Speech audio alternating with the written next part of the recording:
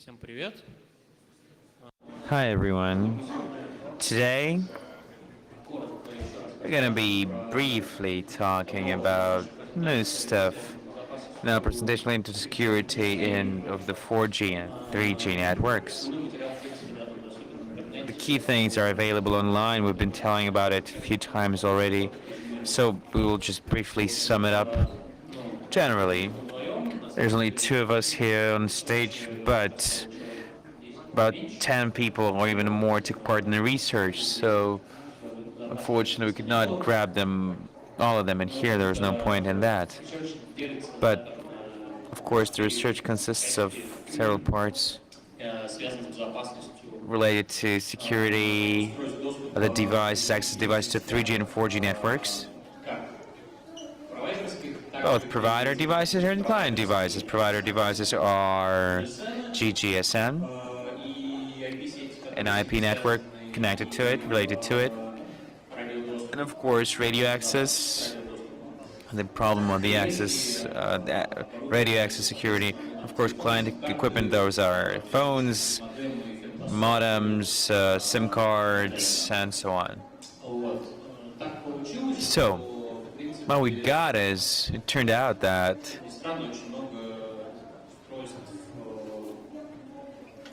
surprisingly, a lot of devices, telecom devices, are available online, to buy online, to purchase online.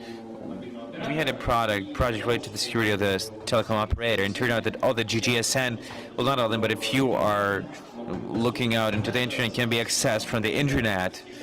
So you can find, for example, the managing ports like Sashtelnet, and you just find you're getting to the internal network of the provider and can do whatever you want. The next thing is the app level attacks, the GDP protocol. We had a separate report on that last year and the pre-last year, the year before that. So you can find it. The summary here is that if there's a way to get into the GGSN managing portal via internet, then it is possible to steal confidential information in case of certain access. Of course, you can, for example, organize service failures, and you can not only do that in a service provider with the outside GGSN, but also with any provider in the world, because there's GPS roaming exchange protocol that allows sending calls to all the GGSNs. So this is the example of the attack, which is called GDP Synflood, based on the name of the TCP Synflood, the service failure attack. So when the hacker sends millions and millions of calls to open GDP context, and the first call to get the 3G or 4G network from your cell phone, and since the hardware is limited and it's resourced after a few millions or dozens of millions of calls, the pool is filled, and the next client who connects to the GGSN gets the service error, and dozens of millions of clients are without internet, mobile internet.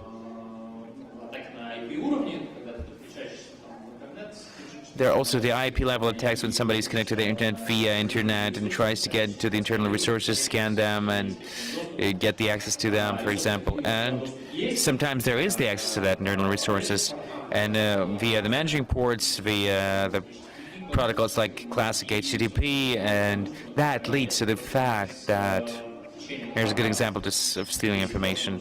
It's possible to find out the private APN points, private APN point, that's a private network, for example, the bank network or personal telecom network or the government, whatever. So it literally just put this PN, the title of this PN network instead of default, and get into the internal network of the bank, the internet of the bank. Some telecoms forget about the attacks of the good old DNS tunnels, the LTP tunneling, and block the TCP when they don't have enough, when there's not enough money. But they forget about OTP and can easily get internet, including roaming, by the way. And and get minus 100,000 rubles and still be using internet.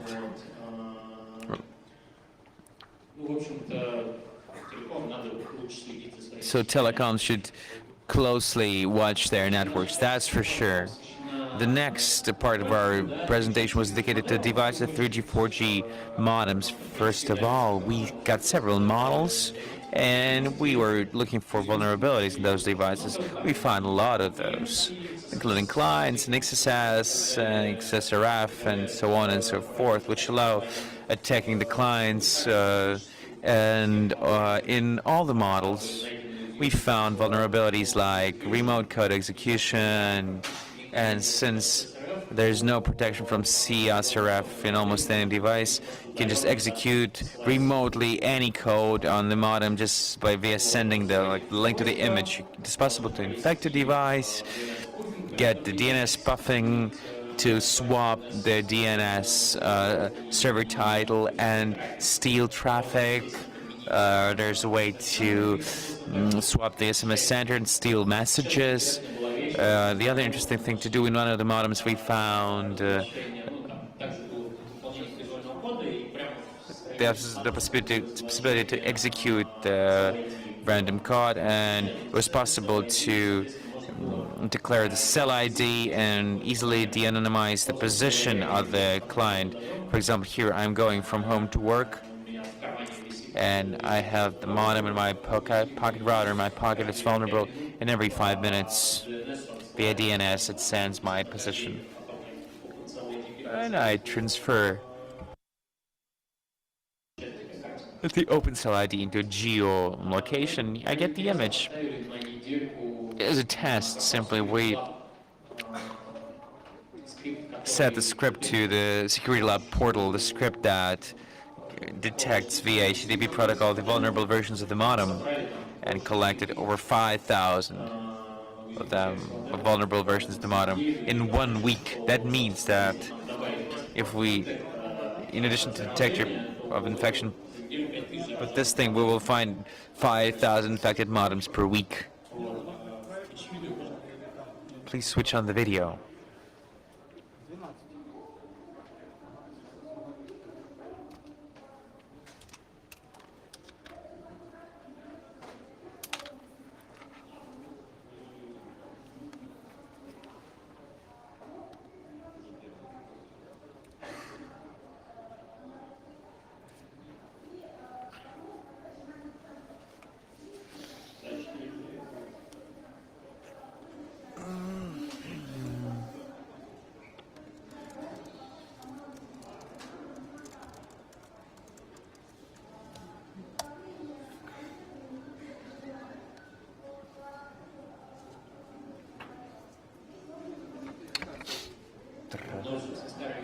Here's the old video of how to get the access to the self-service portal.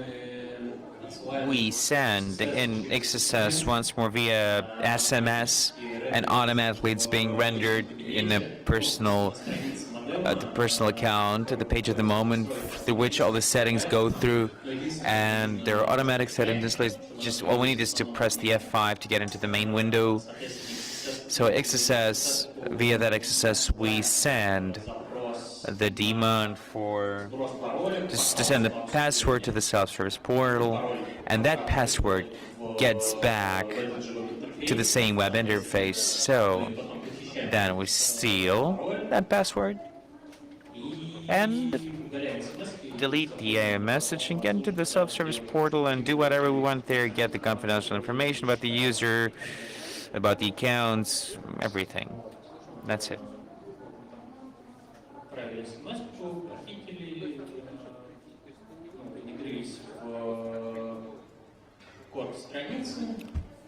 So we stole the message, get the message, we integrate into the code on the page. It's easy to delete all these, hide all this, which is captured for the video.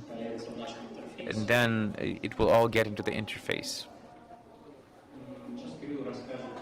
Now Kira will tell us in more detail about some hardcore stuff.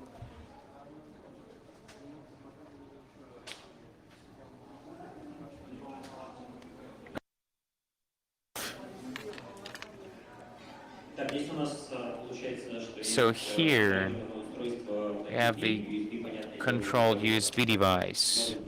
It can be a USB, can be a bad USB, and our USB device works on Linux. The drivers can be found in a source 3 from kernel organ, for example, the drivers USB gadgets. Also, you can find there the composite framework, which would allow you to implement the drivers with different functions, with different combined functionalities, such as at the same time can be the keyboard and the modem at the same time, any way you like it. So, and if you take the Android drivers, there's a composite driver called Android C, which contains the command line UI, which allows via CSFS switch on and switch off the device, change the function of the device, and on and on. For example, your favorite cell phone can be transformed into a recorder, voice recorder, for example. But one of the most interesting is the keyboard device. So if we talk about the Android market here, there's the app. If we look more directly into it, we'll see that we need to patch the core, recompile it, and put in the new one, but it's a bit boring and does not fit our objective. So can we transform the router into the keyboard? If we take the Android driver, which is a composite driver, there's a massive of the supported function, which include, and we can put the keyboard in there. So in theory, this is possible. We can patch all that in runtime, get in through the kernel symbol, and find through the kernel symbol the supported functions symbol, restart the device, and get a lot of profits. When we started writing the drivers, it turned out that Linux is not always the best thing. On default, a hit device is not supported, so we had to drag it in carefully into the infrastructure that was present there. So also we get all those magic issues which are dependent on the module, which is written for a particular core. Also, you can get different CPUs. It can be an ARM and not ARM, anything else, something different. Also, the Windows guys, the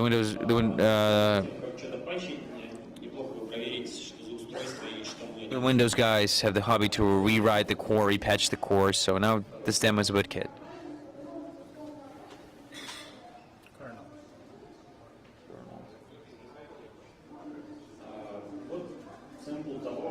Here's a sample of how we take the ordinary router and we plug it into an ordinary computer and will be identified as the modem. We'll see this in the listed devices.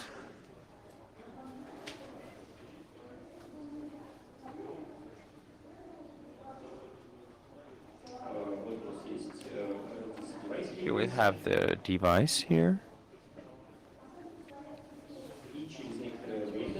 And soon, this is the ordinary Highlink UI, so soon our device will turn into the keyboard.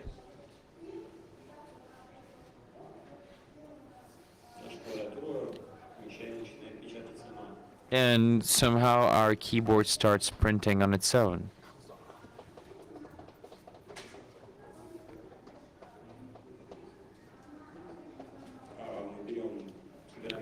We're grabbing the BIOS information just in case and rebooting.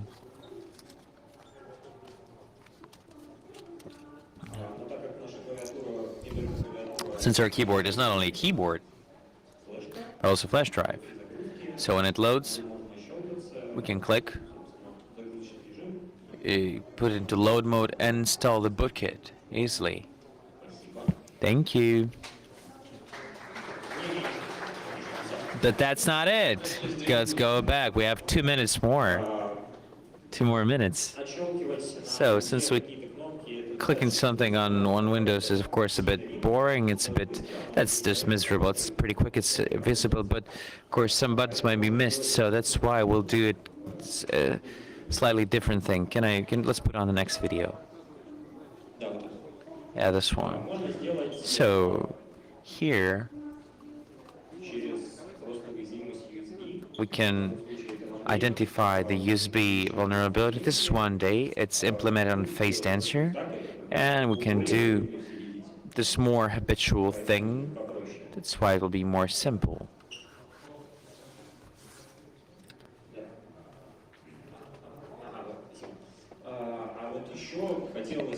Another thing that we would like to show you, this is my favorite, my champion. This is E3372, the modem built on a platform, silicon platform. It's ARM Linux box, Stack Overflow, the remote loading from the firmware in a high-link firmware.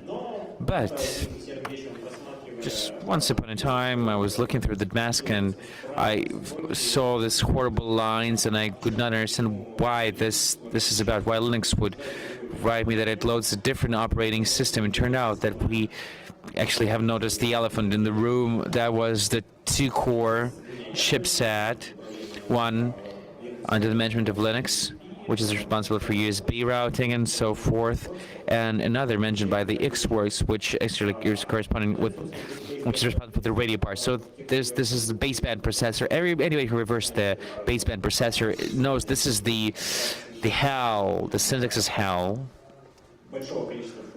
And there are a lot of functions, a lot of 3GPP that you would have to read, a lot of RTOS, which are quite weird. So, and of course, you would have to debug it. Why Xworks is good? It loads the Linux, and Linux often tells you the address, the load address, so you just load it. And by the way, C shell is the key advantage here. It can be thrown through for different objectives, such as research or other bad stuff, nasty stuff. C shell allows to debug the baseband processor in real time and allows to find information about the network. It supports the 2G and 3G. And it's kind of a fun thing to start with Asmacom for the poor. Reversing is also beautiful because it contains the titles of all the objects, almost all objects, including global variables. So we actually get the C code, and of course there's the POSIX, and it's easy and it's well documented. So as a result, the ADX surface is spread not only to the surface machine, if we have the controlled mode, but also on the radio part. So you can address the operator on other clients which are there too. Thank you. Questions?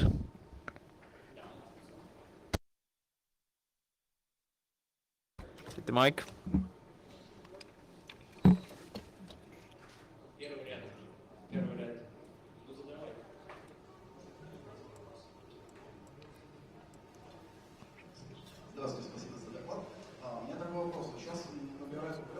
The question is, now there are this kind of Wi-Fi router, which is very popular, portable 4G routers with the where you can plug in the modem, so it kind of, and it gives the internet as a router to many devices. So, are we talking about? We were talking about XSS routers, Wi-Fi routers. The first part of your presentation, yeah, and this kind of models where we did find the XSS, but. So how does it work? It gets the SMS, and via the SMS, it's impossible to exploit the XSS. So the SMS is not being read. Well, if the client does not render the SMSs in the web browser, of course, there's no way to exploit it with the device this way. But if there's some kind of interface, there's always some kind of interface for the SMS. Then it's possible.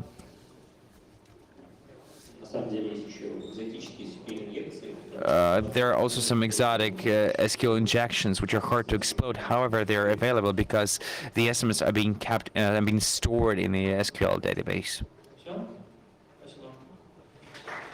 This is it. Thank you.